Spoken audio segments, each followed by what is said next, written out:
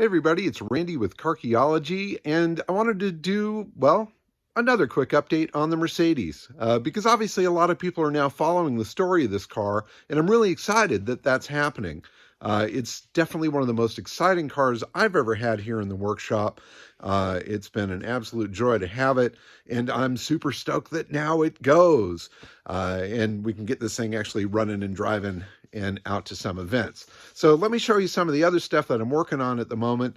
It's kind of slow progress as everything is, but the more you do, the closer you get to that finish line.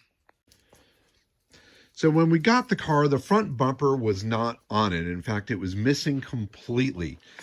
Fortunately, the guy that helped us out, Mike, went back to the barn and he found the bumper brackets, or at least parts of them, and the fog lights that were on it.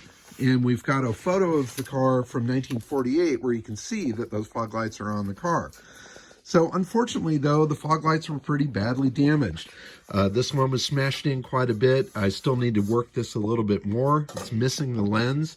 This one over here has a lens on it, but it's not the right lens. This was actually cut down from like a Model T or Model A headlight lens.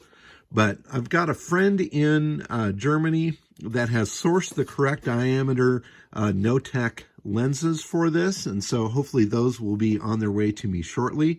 They have a little curved shape to them. It comes out a bit there, has a little no-tech logo on it. They're very similar to the no-tech Fogmaster lights that you've seen on cars, Rolls Royces, and things like that, but this is smaller. And it's been tough to find that right dimension. But my buddy Daniel dug some up. So anyway, the bumper blades themselves were missing completely. So I did find a resource in Germany that has stamped out these bumper ends. And so we got a pair of those.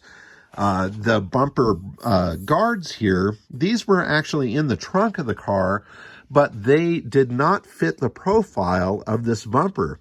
So we had to cut this down, weld it, shape it, get it back in there so that it fits nice around that bumper. And then comparing these to the back, everything looks proper. I think it's all good. But this is raw metal. This obviously needs to be rechromed, etc., etc. On the brackets themselves, like this is an original section of the bracket, but this part here was broken. The spreader bar that goes between the bumper ends and where the license plate mounts, that was gone completely. And then everything was kind of tweaked from some sort of front end collision in the past. So all of that had to be remade. And what I'm trying to do with any new stuff that's on there is to age it down a little bit so that it looks like it's always been there.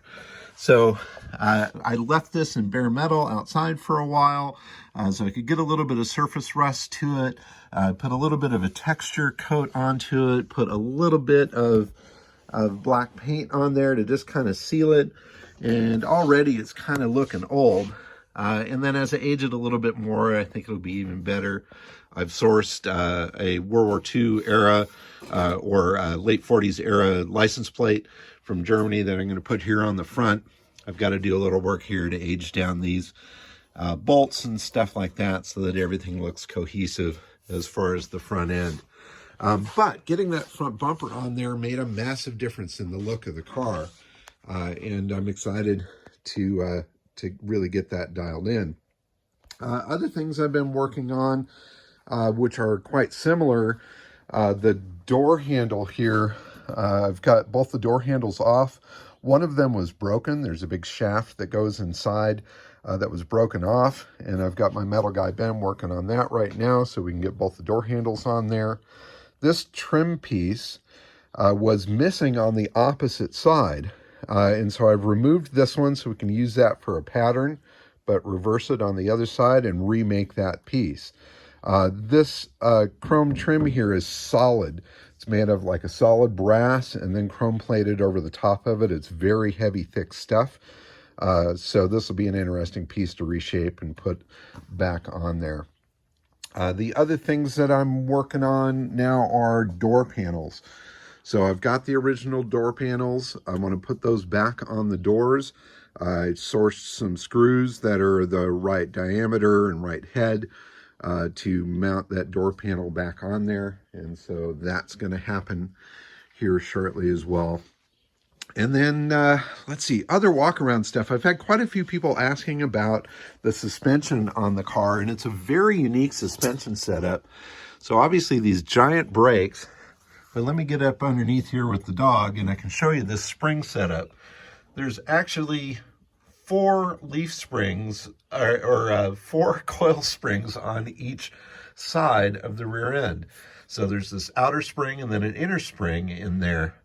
And it kind of sits on this little rocker type piece.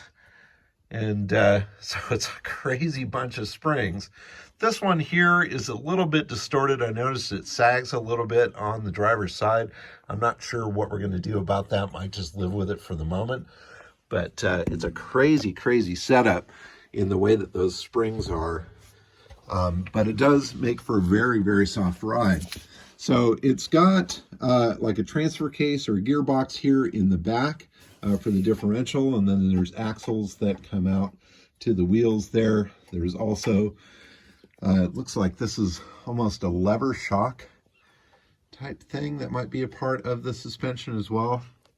And it's wildly overly complicated, but also extremely interesting from a technological point of view.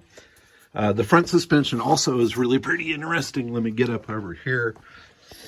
If I can get down underneath here, you can see it's a transverse leaf spring that goes across from side to side. And then this upper control arm type thing works its way up on top of the frame. And then there's a little coil spring here that is pushed by the top side of that. So again, really super interesting suspension setup, not something I've seen before. Another thing that's also really interesting is the car has a self-oiling suspension system. So all throughout the car, there's little lines that run down to any of the joints. There's little oiler pieces here. All of that works its way up to a reservoir on the firewall. And so I don't know exactly what operates it at this point, but it may be, the pushing of a brake pedal or a clutch pedal or something to that effect, setting the parking brake possibly. Some of the early cars that I've come across have similar things. I've got a 34 Packard that has an oiling system for the suspension as well. And that's a great thing because it really adds for longevity. And I know that, going through the car, that all those suspension joints should be pretty darn good. Another thing I just noticed here, it looks like the coil springs, at least on the passenger side, are getting really close to that radiator over there. The radiator is a little bit loose, so I've got to tighten that down as well. But anyway, so suspension, walked over that, showed you the bumper that I'm working on. Door panels happening soon, door handles happening soon. And then the brake parts, as soon as those arrive, we can get this thing back out on the road and run it a little bit more. Anyway, a little more walk around, a couple of interesting things for you to see. That 4-spoke steering wheel is awesome.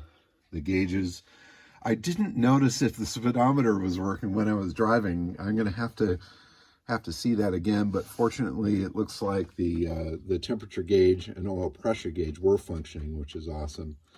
I'm going to have to go through all of those switches and see what works, what doesn't, and work it all out. Anyway, quick walk around. Hopefully it's some information that you enjoyed. Thank you so much for watching. Please subscribe. And hopefully next week we can get this thing out on the road and running and stopping. Take care. Bye-bye.